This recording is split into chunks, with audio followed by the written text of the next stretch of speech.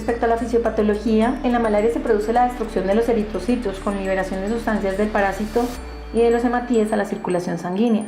En los casos graves de Plasmodium falciparum, las alteraciones producidas se deben principalmente a fenómenos de citoadherencia y secuestro de los hematíes parasitados. La adherencia produce enlentecimiento del flujo sanguíneo de los capilares con hipoxia, aumento local de citoquinas, glucólisis anaeróbica y acidosis láctica. La membrana de los eritrocitos infectados que van a estar parasitados con formas maduras de Plasmodium se vuelven rígidas y se forman unas protuberancias conocidas como NOPs, que son estas que visualizamos aquí, que facilitan su adherencia al endotelio vascular. Este se nombra un fenómeno que se llama citoadherencia. Principalmente esto se produce a nivel de capilares de órganos vitales, sobre todo cerebrales, y desaparecen de la sangre periférica, a la que ya no vuelven por un fenómeno denominado secuestro. Estos fenómenos de citoadherencia y secuestro no se producen en las infecciones por otras especies de Plasmodium. En ellas pueden verse en sangre periférica parásitos en todas sus formas de desarrollo. La adherencia, como les mencioné anteriormente, produce el enlentecimiento del flujo sanguíneo en los capilares, hipoxia, aumento local de citoquinas, glucólisis anaeróbica y acidosis láctica. En cuanto a las células y receptores involucrados en la interacción con eritrocitos parasitados por Plasmodium falciparum, vemos que ya se han descrito varios fenómenos. En cuanto a las células endoteliales en los capilares, se ha visto el fenómeno del secuestro y hay unos receptores que se han visto relacionados con esto, como el CD36, ICAM1, BCAM1 y la S-lectina. También se ha visto que el espacio entre las vellosidades de la placenta, o sea, el sincitio trofoblasto, se encuentra el fenómeno de secuestro placentario y tiene unos receptores relacionados. Así como en los eritrocitos no parasitados, también se ha observado que, a pesar de no estar parasitados, ocurre un fenómeno denominado fenómeno de rosetas, y también se ha encontrado que hay unos receptores relacionados y que esto principalmente ocurre en los pacientes con grupos sanguíneos A y B. En los eritrocitos parasitados se presenta el fenómeno de autoaglutinación. Los receptores no se conocen. ¿Qué le pasa a las plaquetas? Las plaquetas pueden presentar una trombocitopenia, el recuento de plaquetas disminuir por un fenómeno de agregación. Estos son los receptores que se han identificado relacionados. Cuanto a los monocitos y a las células dendríticas, se ha encontrado que hay un fenómeno de modulación de la respuesta inmunitaria relacionado con el receptor CD36. Efectos del TNF y su relación con la malaria. En el endotelio, el TNF aumenta la expresión del ICAM1 y el BCAM1, que incrementa el secuestro de glóbulos rojos parasitados. También se induce la actividad procoagulante, que contribuye a las alteraciones de la coagulación. Se altera la integridad de la monocoapa, incrementando la permeabilidad vascular, alteración de la barrera hematoencefálica. En el endotelio de los macrófagos hay producción de interleuquina 1 y 6, que están aumentadas en pacientes con malaria y que amplifican la inflamación. En cuanto a la producción de quimoquinas, estarán aumentadas en pacientes con malaria y va a haber reclutamiento de leucocitos. En el sistema nervioso central, la fiebre aumentará la producción de prostaglandinas en el hipotálamo. Es la principal manifestación clínica de la enfermedad. La somnolencia y la anorexia también están presentes como síntomas asociados en esta enfermedad. En el hígado va a haber producción de proteínas de fase aguda. Están aumentadas en la malaria y participan en la inflamación. Se van a inhibir las enzimas de la gluconeogénesis, que van a contribuir a la hipoglicemia. Alterando la eliminación del lactato, se contribuirá a la acidosis metabólica, y la reducción de depósitos de glucógeno por incrementar la gluconeogénesis contribuirá también a la hipoglicemia.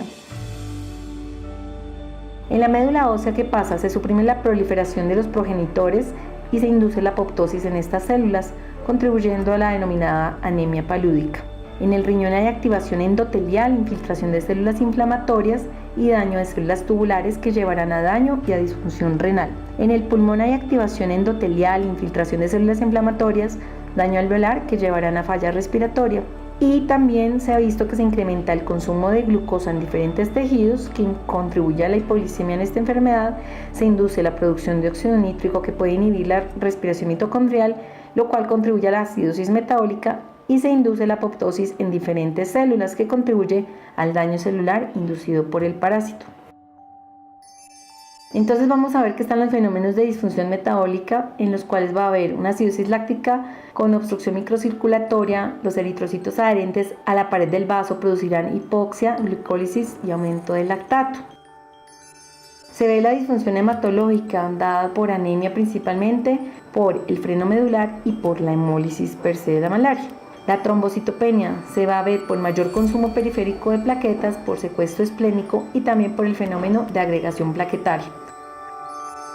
La disfunción renal se verá alterada por la hemólisis masiva, la liberación de hemoglobina que llevará a necrosis tubular aguda y en casos muy raros llevará a la fiebre hemoglobinúrica.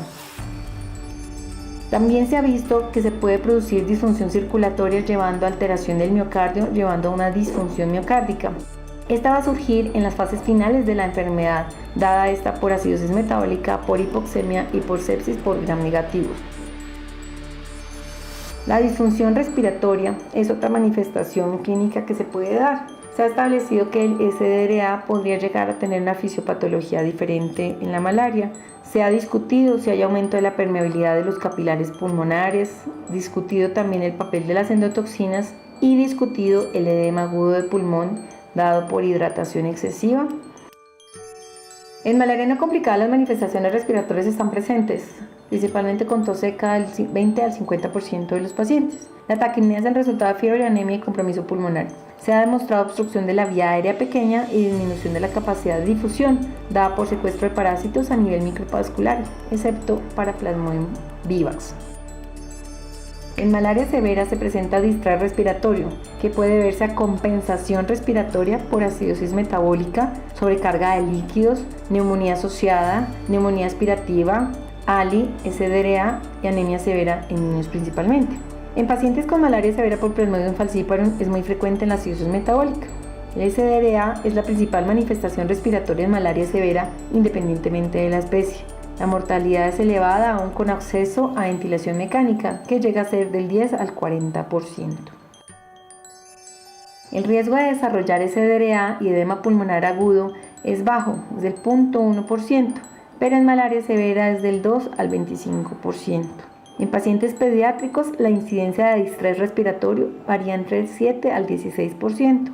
En gestantes, el edema pulmonar puede ocurrir justo después del parto, especialmente en el contexto de anemia severa periparto o por sobrecarga de fluidos. ¿Cuáles son las causas de ALI y SDRA? El secuestro de eritrocitos parasitados, reacciones inmunológicas del huésped, infecciones superpuestas, coexistencia de sepsis o bacteriemia. También se ha relacionado a la disfunción gastrointestinal. Esta se da por el secuestro vascular intestinal, la interferencia en los procesos de absorción y las endotoxinas.